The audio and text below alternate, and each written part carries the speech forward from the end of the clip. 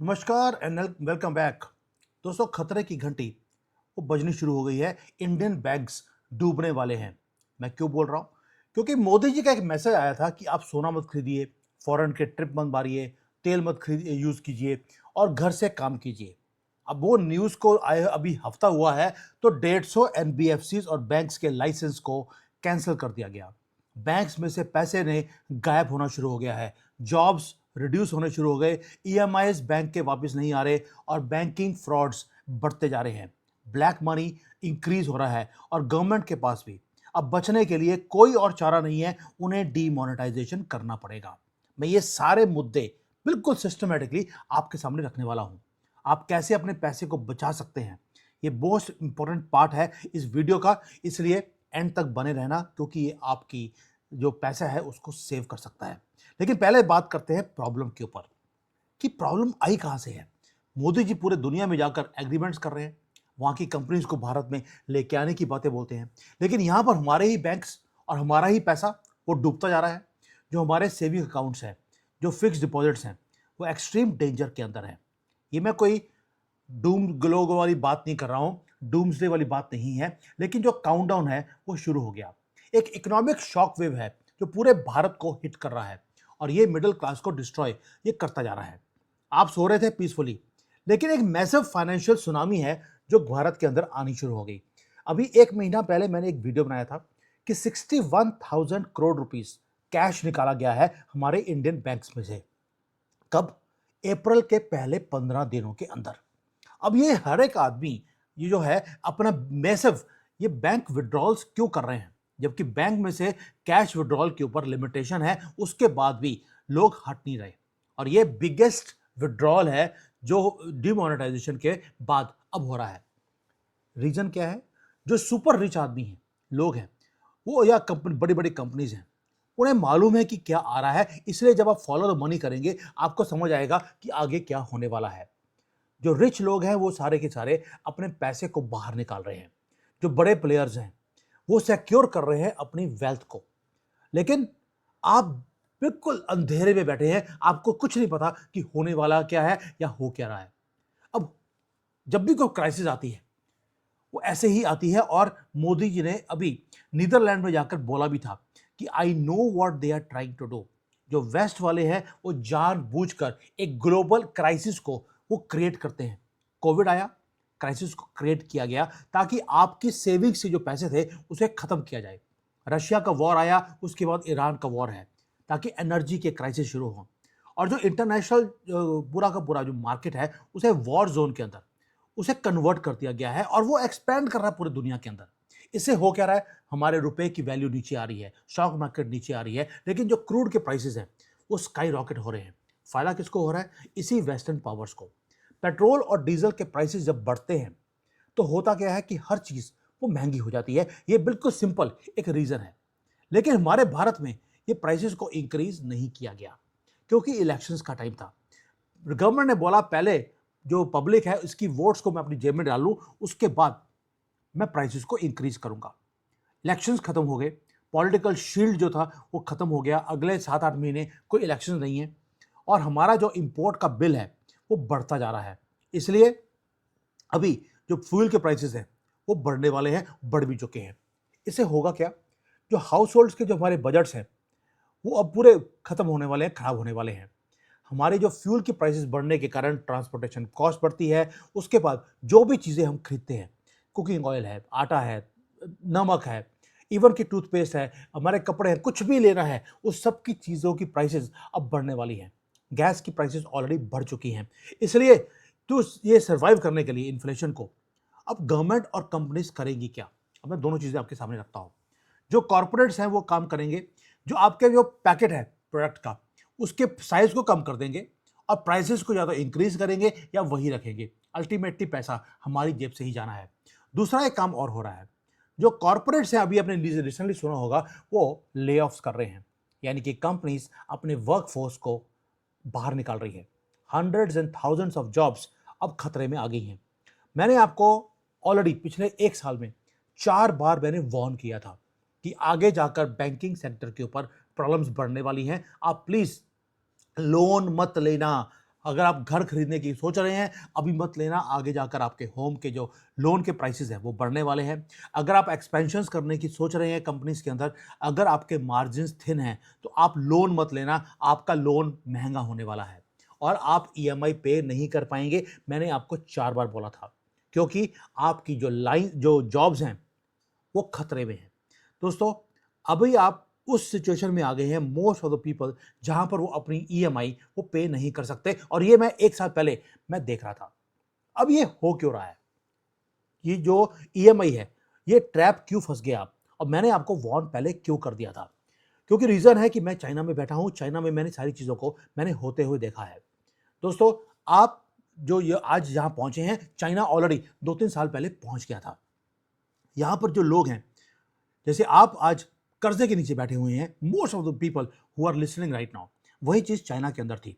Home loan ले लिया, car loan ले लिया, पर्सनल लोन ले लिए, अगर इवन की महंगा स्मार्टफोन लेना है, रेफ्रिजरेटर लेना है, हर चीज के ऊपर ईएमआई बड़े आसानी से मिल जाती है। क्रेडिट कार्ड भी इसी तरह से आपको दिया गया। आपको लगा कि आपकी जो कॉर्पोरेट जॉब्स हैं वो सेफ रहेंगी, चाइना के अंदर भी यही हाल था। इसलिए वो किया क्या, मंथली सैलरी आती थी, मेजॉरिटी ऑफ दिस मनी वो गोज इनटू ईएमआई, और ये सर्कल कभी खत्म होता नहीं है। लेकिन जब अब ले ऑफ्स होने शुरू हो गए, अब होता क्या है, आपका सेक्टर नीचे जा रहा है, आपकी कंपनी नीचे जा रही है, आपको बाहर निकाल दिया जाएगा। अब अपनी ईएमआई कैसे पे करेंगे? यही चीज मैंने आपको पहले भी बोली थी, जो मेरी पहला वीडियो था, कि आप लोन तभी लेना अगर आपके पास बफर है 1-2 साल की ईएमआई देने का, वरना मत देना।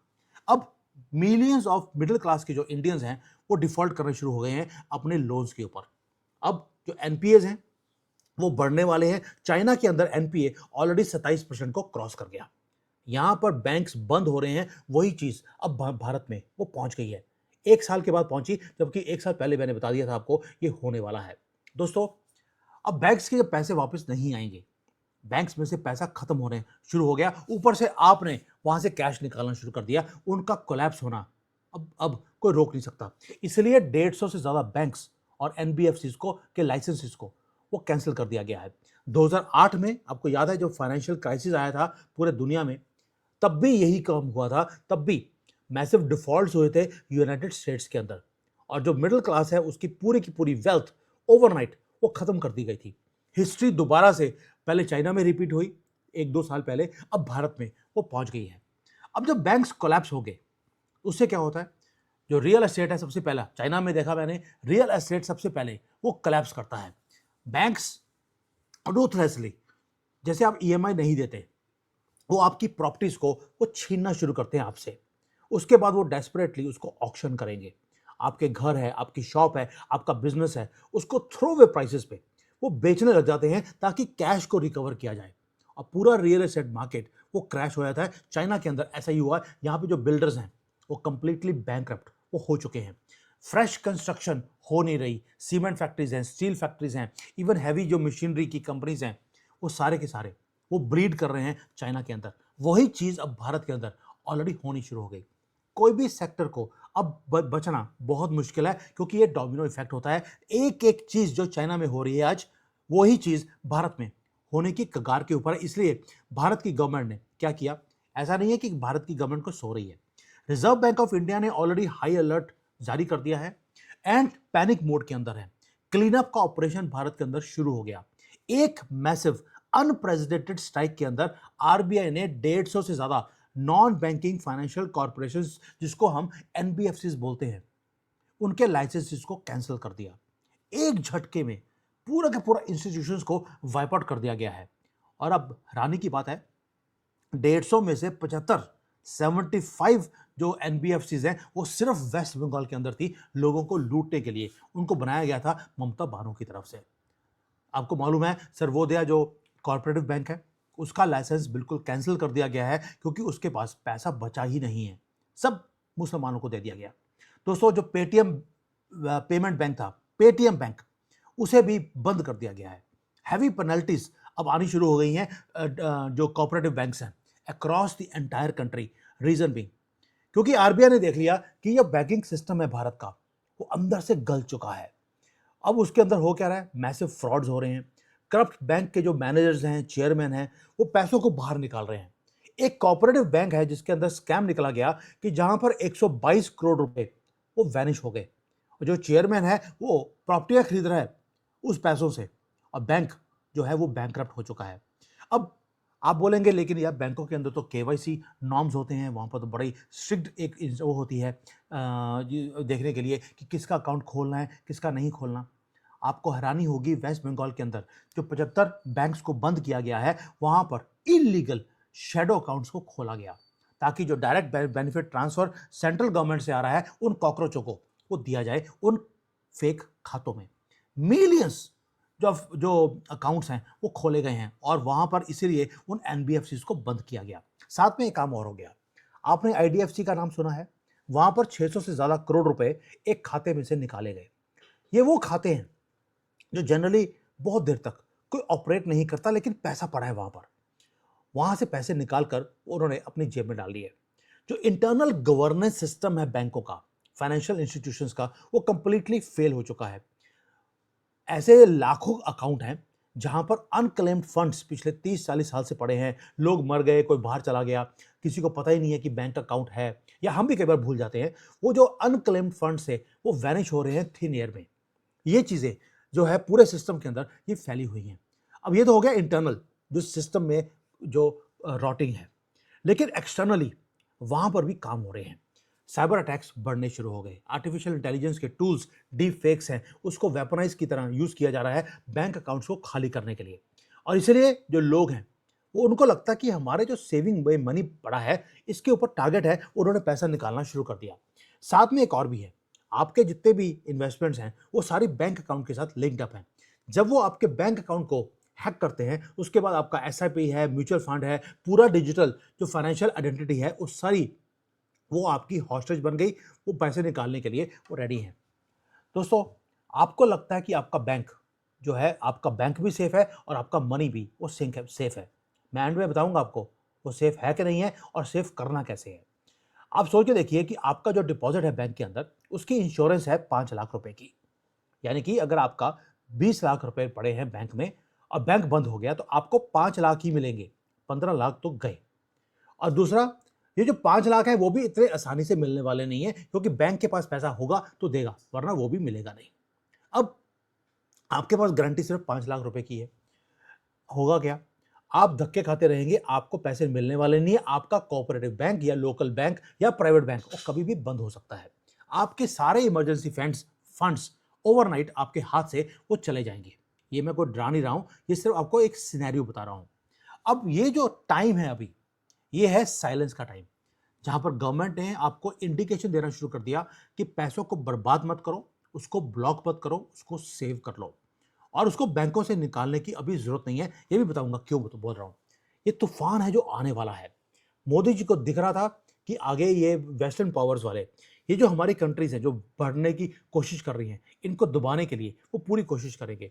फेडरल रिजर्व जो है अमेरिका का है, उन्होंने ऑलरेडी पॉलिसीज को बनाना शुरू कर दिया कि कैसे पूरे दुनिया का पैसे को छीन कर वो अमेरिका में लेके जाने की कोशिश कर रहे हैं। जो रेड साइंस हैं वो हर जगह पर हैं।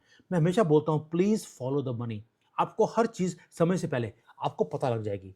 जो टॉप फाइनेंशियल वॉइसेस हैं उन्होंने प्रेडिक्ट करना शुरू कर दिया, एक मेजर इकोनॉमिक शॉक वेव्स हैं जो पूरे दुनिया में आएंगे और भारत उससे बच नहीं सकता। इसलिए जो कैश है वो रैपिडली पूरे फाइनेंशियल सिस्टम से वो बाहर निकलना शुरू हो गया। अब आरबीआई क्या कर रहा है?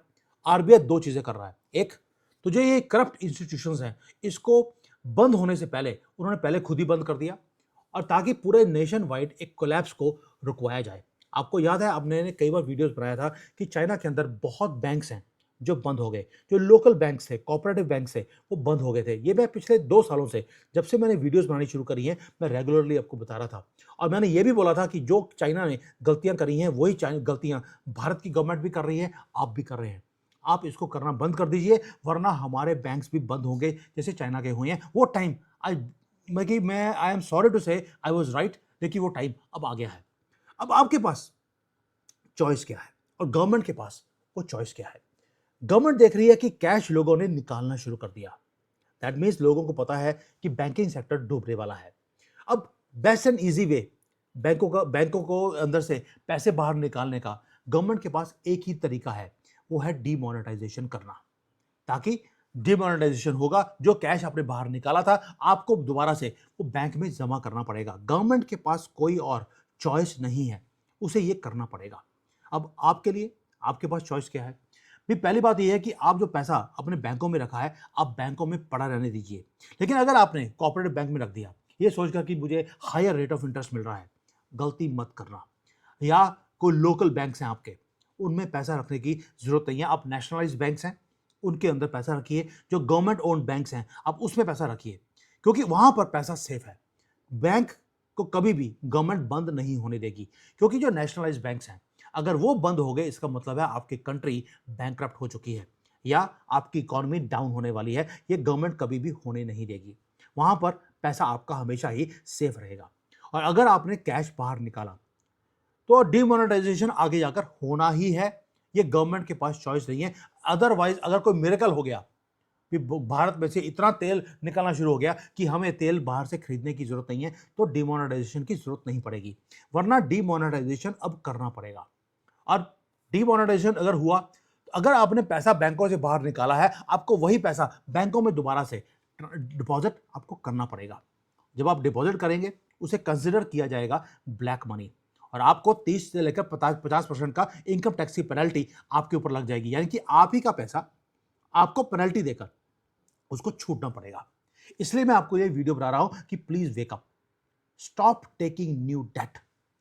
आप जो लग्जरी आइटम्स को खरीदते हैं ईएमआईज के ऊपर, अगर आपकी जो सैलरी है सपोजिंग आपको अलाउ करती है कि आप 20-25 हज़ार का आप मोबाइल खरीद सकें, आपको 1.5 लाख का मोबाइल खरीदने की जरूरत नहीं है ईएमआई के ऊपर। Please do not make this mistake.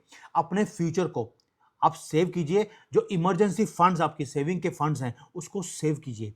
अपने आप को प्रोटेक्ट करना शुरू कर दीजिए इससे पहले कि जो पूरा बैंकिंग सिस्टम है उसके नीचे से जो कारपेट है उसको गवर्नमेंट खींच ले। डिमोनेटाइजेशन वो लेकर आनी पड़ेगी। गवर्नमेंट के पास चॉइस नहीं है, लेकिन आपके पास चॉइस है कि आप सेफ रह सकते हैं। आपको अननेसेसरी रिस्क लेने की जरूरत नहीं है। मोदी जी ने पहले वार्न कर दिया, don't go overseas, don't by gold, don't over use your money. Now you know why he was saying it, because उन्हें पता है कि वेस्टर्न पावर्स एक ही काम पे लगी हैं कि सारी कंट्रीज को डुबोकर वो सारे पैसे को खींचकर अपने आप को बचा लें। पिछले 100 साल से ये वेस्टर्न पावर्स यही काम ये करती रही। पहले अफ्रीका को लूटा, फिर भारत को लूटा, अब ये पूरे दुनिया को लूटने पे लगे हैं। अगर आपको अपने आप को सेव करना है, ये बहुत ज़्यादा difficult time, financial difficult time हमारे कंट्री के लिए नहीं पूरे दुनिया के लिए वो आने वाला है। Start saving yourself. Thank you. जय हिंद।